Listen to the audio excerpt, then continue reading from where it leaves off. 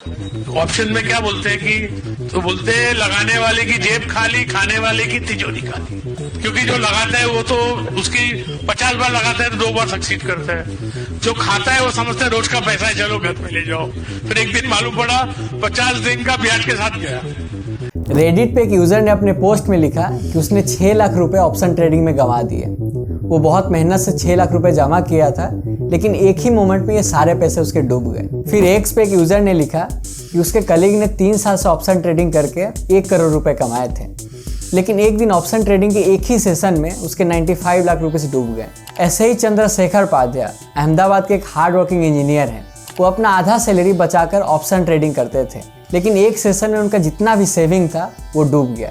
सेबी के मुताबिक 90% ट्रेडर्स जो फ्यूचर एंड ऑप्शन ट्रेडिंग के सेगमेंट में ट्रेडिंग करते हैं वो लॉस में रहते हैं, और फाइनेंशियल ईयर 2022 में फ्यूचर एंड ऑप्शन ट्रेडिंग के सेगमेंट में जो भी ट्रेडर ट्रेडिंग करते हैं वो 50 to 55,000 करोड़ रुपए गंवाए थे। सेबी के एक ऑफिसर का कहना है कि अगर आपको हाई ब्लड प्रेशर, डायबिटीज जैसा बीमारी चाहिए तो आप फ्यूचर एंड ऑप्शन ट्रेडिंग जैसे गेम्बल्स में आ जाइए। अब इन सब के बावजूद फ्यूचर एंड ऑप्शन ट्रेडिंग के सेगमेंट्स में लगातार नंबर बढ़ते रहे ट्रेडर्स के, और कोविड के बाद ये जो भी नंबर है ट्रेडर्स का वो काफ़ी बड़ा नंबर से बढ़ा है। तो अगर आप ट्रेडिंग के बारे में सोच रहे हैं या फिर नए नए ट्रेडर बने हैं तो ये वीडियो आपके लिए बहुत इंपॉर्टेंट होने वाला है, जिसमें हम बात करेंगे कि फ्यूचर एंड ऑप्शन सेगमेंट इतना रिस्की होने के बावजूद लोग इसके पीछे इतना पागल क्यों हैं, और लोगों को कौन इतना इन्फ्लुएंस कर रहा है कि वो रिस्क को देख नहीं रहे हैं। और साथ ही ये भी समझेंगे कि फ्यूचर एंड ऑप्शन सेगमेंट काम कैसे करता है और इतना रिस्की क्यों है। चंद्रशेखर जो अपना आधा सैलरी बचाकर ट्रेडिंग किया करते थे, उनका कहना था कि इन्फ्लुएंसर्स को देखकर और उन्हीं से सीखकर वो ट्रेडिंग करना स्टार्ट किए थे। अब ये जो फिन इन्फ्लुएंसर्स होते हैं वो बहुत बड़ा रोल प्ले कर रहे हैं कि लोगों को शेयर मार्केट और ये जो ऑप्शन ट्रेडिंग है इसमें एंट्री करवाने में। आप बाप ऑफ चार्ट्स नाम के यूट्यूब चैनल के बारे में जानते होंगे या फिर कहीं से सुने होंगे। दरअसल इस चैनल को नसरुद्दीन अंसारी ओन करते थे और इस चैनल पे लगभग 4.5 लाख सब्सक्राइबर थे। ये लोगों को बताते थे कि कैसे ट्रेड करना है, क्या स्ट्रेटेजीज होना चाहिए। ये जगह जगह सेमिनार रखते थे, अपना लाइफस्टाइल का शो ऑफ करते थे और इसी का फ़ायदा उठाकर लोगों को अपना कोर्स बेचा करते थे। साथ ही टेलीग्राम और व्हाट्सएप पे अपना ग्रुप्स बनाते थे और उसके लिए लोगों को सब्सक्रिप्शन लेना पड़ता था। लेकिन जब सेबी का नज़र इन पे पड़ा तो पता चला कि लगभग 3 करोड़ का लॉस खुद करके बैठे हैं। ये लोगों को 95% एक्यूरेसी के साथ कमाना तो सिखा रहे थे, लेकिन खुद लॉस में बैठे हुए थे। यही नहीं, अभी और सुनिए। फिर आगे पता चलता है कि आदमी लोगों को कोर्स बेच के 17 करोड़ से भी ज़्यादा रुपए कमाया है। तो आप खुद सोचिए, जिस आदमी को खुद प्रॉफिट कमाना नहीं आता वो लोगों को सिखा रहा था कि कैसे प्रॉफिट कमाना है, और नए ट्रेडर इसके लाइफस्टाइल या फिर जो भी फेक चार्ट्स वगैरह है वो देखकर इससे अट्रैक्ट हो रहे थे और इसके जो भी कोर्स है वो खरीद के सोच रहे थे कि इसके जैसे प्रॉफिट कमा लेंगे, जो कि एक ट्रैप था। अब इस पे सेबी का नज़र पड़ा तो लोगों को पता चला कि क्या स्कैम हो रहा है और लोगों को अपने पैसे वापस मिल गए। लेकिन ऐसे हजारों फिन इन्फ्लुएंसर्स है जो लोगों को इन्फ्लुएंस कर रहे हैं या फिर लोगों का चूना लगा रहे हैं। अब ऐसे इन्फ्लुएंसर्स अपना ब्रांडिंग इंस्टाग्राम और यूट्यूब पे करते हैं। वो लोगों को अपना फेक लाइफस्टाइल दिखाते हैं, लोगों को फेक स्क्रीनशॉट दिखाते हैं जहाँ पे दिखाया जाता है कि बहुत प्रॉफिट बना हुआ है, और अपने रूम में बड़े बड़े स्क्रीन लगाते हैं और लोगों को दिखाते हैं कि कैसे वो प्रिडिक्ट करके आसानी से बहुत पैसे कमा रहे हैं। और अगर आप नहीं कमा रहे हैं तो आप बहुत पीछे रह गए हैं, और अगर आपको कमाना है तो आप इनके कोर्स लीजिए, पेड सब्सक्रिप्शन लीजिए, तभी आप कमा पाएंगे और आसानी से 1 ही 2 महीने में आप करोड़पति बन जाएंगे। आप LBC यादव के बारे में सुने होंगे। ये आदमी पहले यूट्यूब के ऊपर कॉमेडी वीडियो बनाता था, फिर बिग बॉस जीता। मतलब ये एंटरटेनमेंट इंडस्ट्री से बिलोंग करता है, लेकिन एक्स के ऊपर ये स्टॉक रिकमेंड करता है और लोगों को बताता है कि कौन सा स्टॉक लोगों को कब लेना चाहिए। 2022 में इसने अपने एक्स के हैंडल पे लिखा कि वो इस कंपनी का शेयर खरीद रहा है और लोगों को भी शॉर्ट टर्म के लिए इसे देखना चाहिए। मतलब ये इसे प्रमोट कर रहा था। उस समय इस शेयर का प्राइस 128 से 130 रुपये था, लेकिन आज उसका दाम 8 से 9 रुपये है।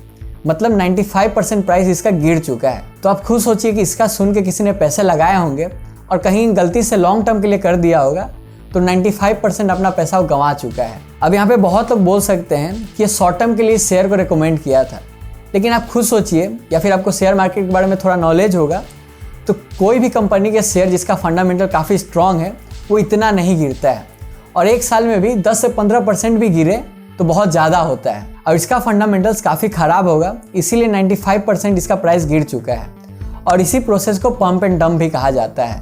इस प्रोसेस में किसी भी कंपनी के शेयर प्राइस को बहुत ज़्यादा बढ़ा दिया जाता है, और जब ये प्राइस बहुत ज़्यादा बढ़ जाता है तो जो बड़े प्लेयर्स होते हैं वो एग्जिट ले लेते हैं और जो प्राइस होता है वो अचानक बहुत ज़्यादा गिर जाता है। और जो सबसे ज़्यादा लॉस होता है वो रिटेल इन्वेस्टर का होता है। और ऐसे स्टॉक को प्रमोट करने के लिए आजकल इन्फ्लुएंसर्स का मदद लिया जा रहा है। अब जो इन्फ्लुएंसर या जो भी फिन इन्फ्लुएंसर्स होते हैं जिनका अच्छा खासा पकड़ है, अच्छा खासा सब्सक्राइबर है, उनको पकड़ा जाता है और कहा जाता है कि ये स्टॉक्स को प्रमोट करें।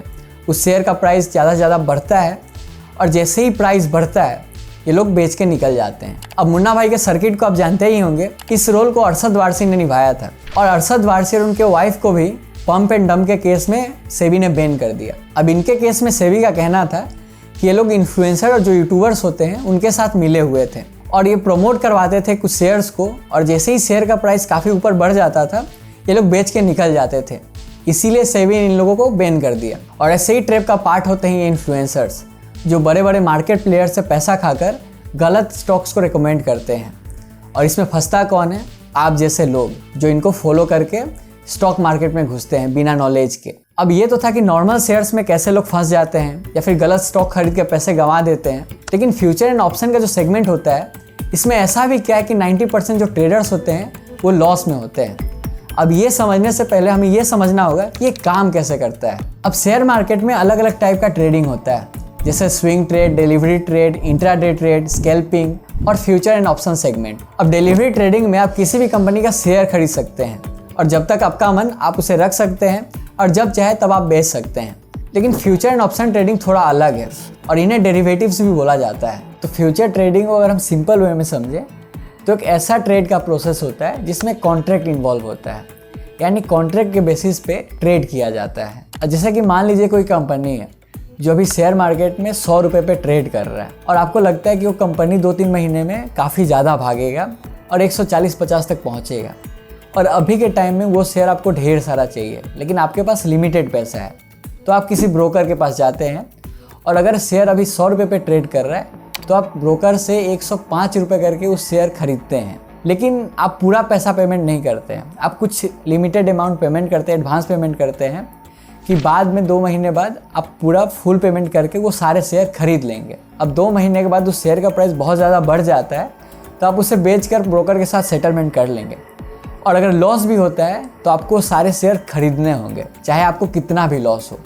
और यही होता है फ्यूचर ट्रेडिंग। वहीं जो ऑप्शन ट्रेडिंग है इसमें भी कॉन्ट्रैक्ट का प्रोसेस ही यूज़ किया जाता है कि मान लीजिए कोई ABC शेयर है और इसके 1-2 महीने बाद बहुत ज़्यादा प्राइस बढ़ जाएगा और आपको अभी चाहिए तो आप ब्रोकर से कॉन्ट्रैक्ट ले लेते हैं और उसको आप एक प्रीमियम अमाउंट दे देते हैं कि आप इतना अमाउंट रख लो और इतना शेयर आप इतना रख देना, और कॉन्ट्रैक्ट के हिसाब से जितना भी ड्यूरेशन फिक्स होता है उस ड्यूरेशन के भीतर कभी भी अगर शेयर प्राइस बढ़ता है तो आप उससे शेयर लेकर सेटलमेंट कर लेंगे। लेकिन यहाँ पे आपके पास ऑप्शन है। अब मान लीजिए अगर शेयर प्राइस बहुत ज़्यादा बढ़ता है तो आप बेच के सेटलमेंट कर लेंगे, प्रॉफिट बना लेंगे। लेकिन मान लीजिए यहाँ पे शेयर प्राइस गिर गया और आप अगर शेयर प्राइस खरीदते हैं तो आपको बहुत ज़्यादा लॉस होगा।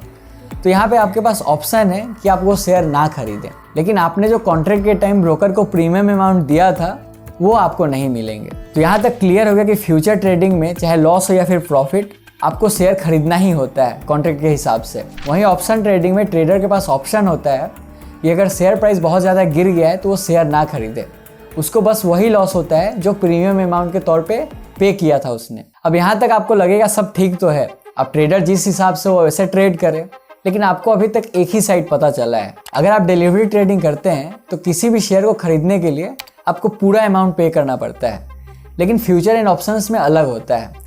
इसमें बस 20 से 30% ही जो भी शेयर प्राइस है उसको पे करना पड़ता है, और इसी वजह से कम पैसों में आप ज़्यादा शेयर खरीद सकते हैं। लेकिन ये आपको लॉट में खरीदना होता है, जैसे एक साथ 100 या 200 शेयर आपको खरीदना पड़ेगा। अब मान लीजिए आपके पास 30,000 रुपये है और अगर आप डिलीवरी ट्रेडिंग करते हैं तो एक शेयर का प्राइस अगर 1,000 रुपये है तो आप बस 30 शेयर ही ले पाते। लेकिन अगर आप फ्यूचर एंड ऑप्शन ट्रेडिंग करते हैं तो वहाँ पे एक शेयर का प्राइस 20 से 30% ही होता है, तो उसी अमाउंट में आप 100 शेयर खरीद सकते हैं। अब फ्यूचर एंड ऑप्शन में आपको 100 शेयर मिले और कुछ ही देर में 30% शेयर का प्राइस बढ़ गया, तो यहाँ पे आप शॉर्ट टर्म में ही 30,000 रुपये कमा लेंगे। लेकिन मान लीजिए कुछ ही देर में उसका शेयर प्राइस 30% डाउन हो गया, तो आपने पहले ही जो भी शेयर का प्राइस था उससे ज़्यादा में ब्रोकर से ख़रीदा था, और जो शेयर है वो 30% ऑलरेडी डाउन हो चुका है, तो आपको यहाँ पे 30,000 से भी ज़्यादा लॉस हो चुका है। मतलब आपका जो पूरा कैपिटल था 30,000 रुपये, आपको उससे भी ज़्यादा लॉस एक ही मोमेंट में हो गया। अब इसी एग्जाम्पल को आप बड़े लेवल पे सोचिए कि फ्यूचर एंड ऑप्शन में जो बड़े प्लेयर्स होते हैं या फिर जो भी रिटेल इन्वेस्टर होते हैं जो अपना सेविंग्स लगाते हैं, एक ही मोमेंट पे उनका पूरा पैसा डूब सकता है।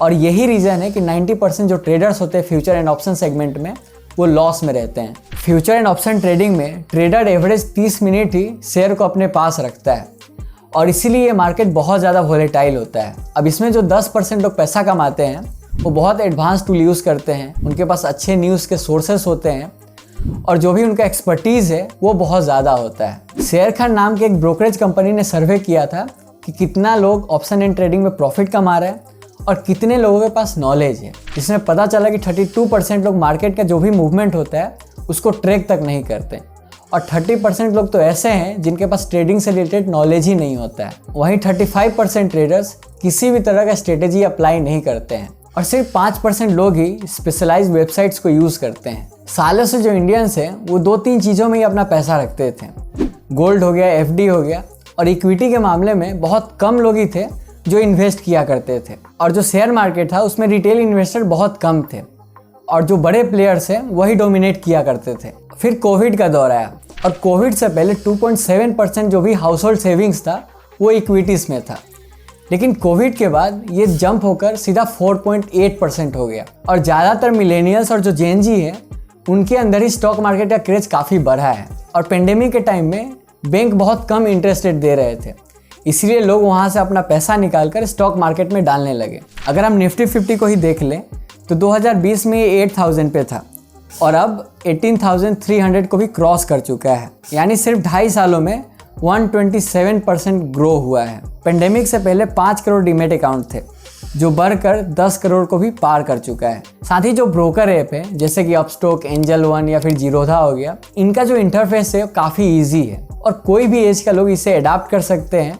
और ये भी एक रीज़न है कि हर उम्र के लोग शेयर मार्केट में घुस रहे हैं और पैसा इन्वेस्ट कर रहे हैं। देखिए, यहाँ पे शेयर मार्केट में इन्वेस्टमेंट करना कोई ख़राब बात नहीं है और ये बहुत अच्छा अपॉर्चुनिटी है कि आपका जो भी सेविंग्स है वो उससे आप ग्रो कर सके। लेकिन अगर आप किसी के कहने पे या फिर किसी के दिखावे पे या किसी से टिप लेकर अगर इन्वेस्ट कर रहे हैं तो आपका नुकसान होना 100% तय है। और इन फर्जी इन्फ्लुएंसर से आप जितना दूर रहेंगे उतना आपके लिए अच्छा है, क्योंकि आप खुद सोचिए कि अगर ये ट्रेडर ट्रेडिंग करके इतना पैसा कमा पाते तो आपको ये अपना कोर्स क्यों बेचते हैं। तो इनका कमाने का मेन जरिया ट्रेडिंग नहीं होता है बल्कि आप लोग होते हैं और ये लोग फेक चीज़ें दिखाते रहते हैं, लोगों को इन्फ्लुएंस करते हैं कि देखो शेयर मार्केट में कितना पैसा है और इन लोगों को अट्रैक्ट करके अपना कोर्स बेच के ये लोग तो अमीर हो जाते हैं, लेकिन लोग यहाँ पे नुकसान करके बैठ जाते हैं। और बहुत बड़े बड़े शेयर मार्केट के लेजेंड्स RK दमानी, राकेश झुनझुनवाला, इन लोगों ने शेयर मार्केट में बहुत पैसे कमाए हैं। क्या इन लोगों ने कभी भी अपना कोर्स बेचा है या फिर किसी को भी बोला है कि आओ मेरा टेलीग्राम चैनल ज्वाइन कर लो, मैं टिप दूंगा और तुम इन्वेस्ट करना और इतना पैसा तुम कमा लेना, केवल तुम इतना पैसा मुझे दे देना। और ये जो लेजेंड्स है ये खुद बोलते हैं कि फ्यूचर एंड ऑप्शंस में उतना पैसा नहीं बनता है। अब सारे फिन इन्फ्लुएंसर फ्रॉड नहीं होते हैं, बहुत लोग सिखाने के मोटिव से भी हैं। अब इसका डिफरेंस कैसे पता चले कि कौन सिखा रहा है या फिर कौन आपको धोखा दे रहा है, तो इसका सिंपल सा टेक्निक है। अगर कोई भी इन्फ्लुएंसर आपको ये बोलता है कि आप ये स्टॉक्स को ही खरीदो, आप इसमें ही पैसा डालो, तो वो आपके लिए ठीक नहीं है। लेकिन अगर आपको कोई फंडामेंटल सिखा रहा है, आपको प्रोसेस सिखा रहा है, स्ट्रेटेजी बनाना सिखा रहा है, तो वो आपके लिए यूज़फुल हो सकता है। तो कंक्लूजन यही है कि आप इन फ्रॉड इन्फ्लुएंसर से दूर रहें, इनका जो भी टिप्स वगैरह है आप उससे बचें।